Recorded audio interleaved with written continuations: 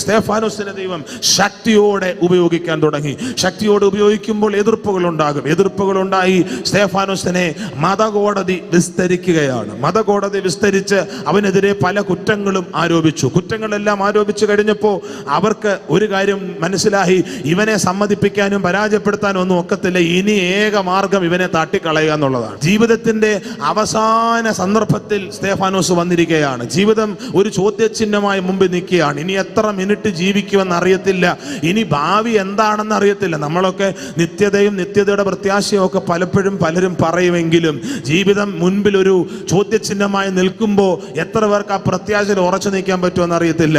എന്നാൽ സ്തെഫാനോസിന്റെ മുൻപിൽ അവൻ പല്ല് നിറമ്മിക്കൊണ്ടൊരു സമൂഹം നിൽക്കുന്നു. എന്ത് വന്നാലും ഇനി ഇവനെ തകർത്തിട്ടേ വേറെ പരിപാടിയുള്ളൂ. നിന്നെ തകർക്കാൻ കച്ച കെട്ടി പിശാച് പുറകെ നടക്കുകയാണ് എന്ന് നിനക്ക് തോന്നുന്നെങ്കിൽ നിന്നോട് പരിശുദ്ധാത്മാവ് പറയുന്നു, നിനക്കിന്ന് പ്രത്യാശയ്ക്ക് വകയുണ്ട്, നിനക്കിന്ന് വിടുതലിന് വകയുണ്ട്.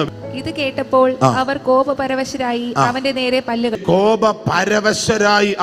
പല്ല് കടിച്ചു. അവനോ പരിശുദ്ധാത്മാവ് നിറഞ്ഞവനായി. വർഷിപ്പ് നല്ല മൂത്ത് വന്നപ്പോ അവൻ പരിശുദ്ധാത്മാവ് നിറഞ്ഞവനായി. നല്ല വചനം പറയുന്നത്, കോപപരവശരായി ഒരു കൂട്ടം ആളുകൾ അവനെ തകർക്കാൻ നേരെ വന്നപ്പോ അവനോ പരിശുദ്ധാത്മാവ് നിറഞ്ഞവനായി. ഇന്ന് എന്റെ എല്ലാ പ്രശ്നവും ഒന്ന് മാറ്റി തരണമെന്ന് പറയുന്നതിന് പകരം നീ ഒരു ആത്മ നിറവ് പ്രാപിച്ചാൽ ആരും കണ്ടിട്ടില്ലാത്ത ചില വെളിപ്പാടുകൾ നിന്റെ കണ്ണുകൾ കാണാൻ പോകുകയാണ്. ഒരു വലിയ സമൂഹം ആളുകൾ പല്ല് കടിച്ച് കോപപരവശരായി അവനെ കീറി കളയുമെന്ന് പറഞ്ഞപ്പോ അവൻ അവിടെ പരിശുദ്ധാത്മാവ് നിറഞ്ഞവനായി. സഭാഹോളിനകത്ത് തീരുന്നതല്ല നിന്റെ അഭിഷേകം.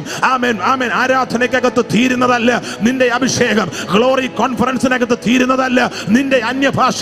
നീ മടങ്ങി ചെല്ലുന്ന ശത്രുക്കളുടെ മധ്യത്തിൽ ദൈവം നിന്റെ മേലൊരു പുതിയ പകർച്ച, ദൈവം നിന്റെ മേലൊരു പുതിയ പകർച്ച യേശുവിന്റെ നാമത്തിൽ. Come on, അത് സ്വീകരിക്കാൻ കഴിയുന്നവർ മാത്രം. In the name of Jesus.